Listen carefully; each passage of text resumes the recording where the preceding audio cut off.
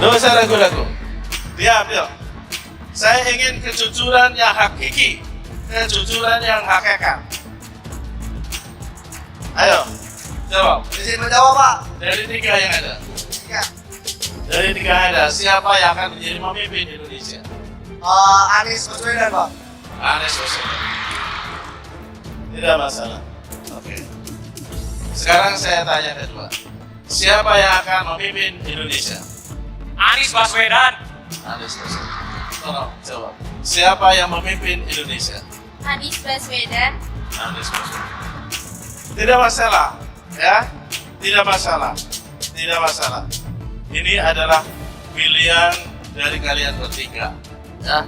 Walaupun beda pilihan dengan saya, kalian tetap akan menjadi ajudan milenial saya. Dari mana Pak ini relawannya Pak? Dari Banyumas. Banyumas, Jawa Tengah ini dikenal sebagai loyalis PDIP.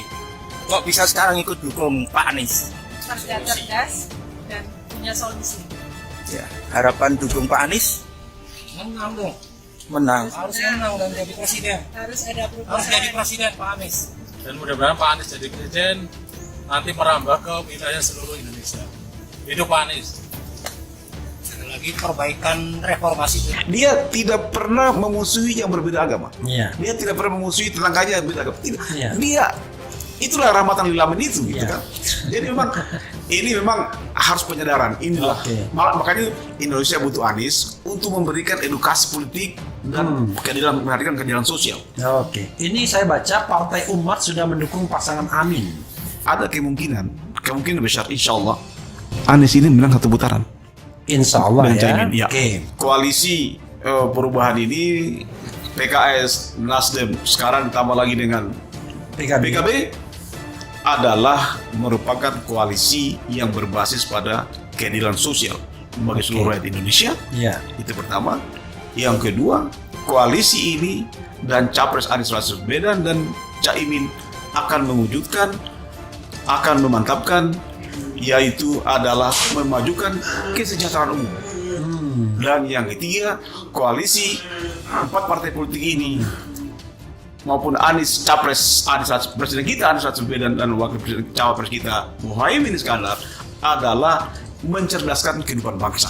Kubu Anies akan jauh lebih militan di dalam memobilisasi dukungan di akar rumput terutama. Dan satu hal yang menarik dari para pendukung Pak Anies ini, mereka tidak pernah mau terekam oleh survei. Jadi preferensi politik mereka tidak pernah mau direkam oleh survei. Ini menarik. Dan ini banyak orang mungkin tidak paham. Jadi adalah masyarakat harus berbondong-bondong bahwa pasangan Anies Baswedan dan Cawapres Muhaimin Iskandar adalah merupakan jembatan emas masa depan bangsa Indonesia untuk merealisasikan keadilan sosial dan menghilangkan kemiskinan.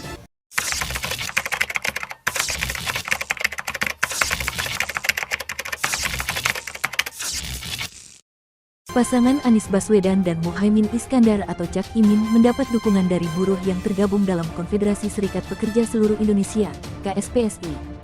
Dalam deklarasi itu, riuh teriakan Capres dan Cawapres bergema. Selain itu, ratusan anggota KSPSI juga meneriakkan Amin, Anies Muhaimin. Dalam sambutannya, mantan Gubernur DKI Jakarta itu berkomitmen untuk menghadirkan keadilan bagi seluruh rakyat Indonesia.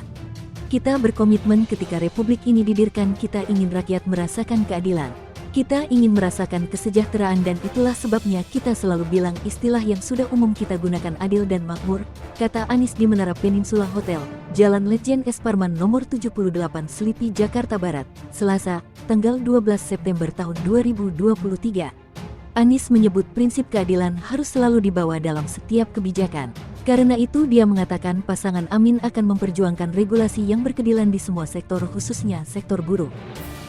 Anies ini hadir dalam rangka untuk melepaskan orang-orang miskin dari wong cili menjadi wong sejahtera. Oke, insya Allah ya. Insya Allah. Jadi, Iya. jadi gagasan ini Anies selalu mendeliver, ini persoalannya. Oke. Banyak orang yang punya cita-cita tapi tidak bisa deliver.